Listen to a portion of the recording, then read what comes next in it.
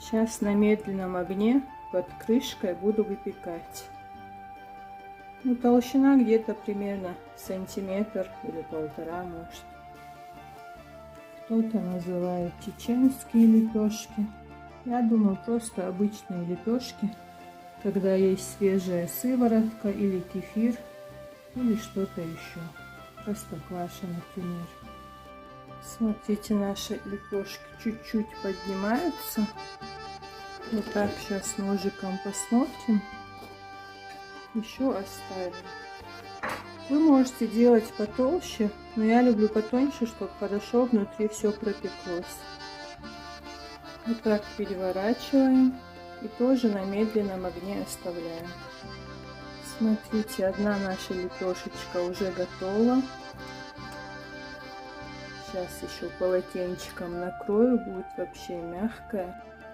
Тут все готово. Не смотрите, что некрасиво, главное, что все пропеклось. И накрываем.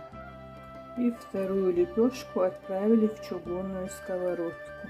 Вверх называется по-чеченски. Или зейл. Одна сторона почти пропеклась. Сейчас переверну.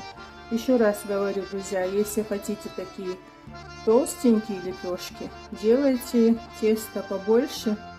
Я захотела тонкие, хрустящие. Главное, чтобы пропеклись внутри. Когда толстые, они к крышке начинают прилипать. А так нет. Главное в этом деле не обжечься об чугунную сковородку. Но я, конечно, уже обожглась. Ничего страшного. И выпекаем вторую сторону. Наши лепешки уже готовы. Смотрите. Тоненькие, вкусные.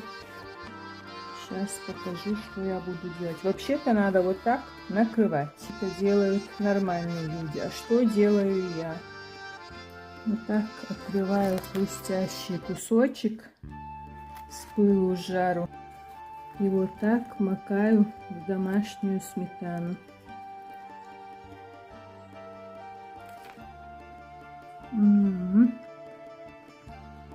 Вечером, может, еще раз сделаем лобером салат.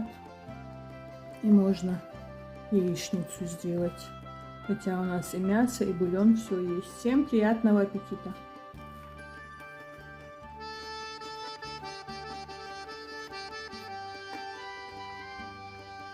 Ну и мне тоже, друзья. Пока-пока. Готовьте сюда.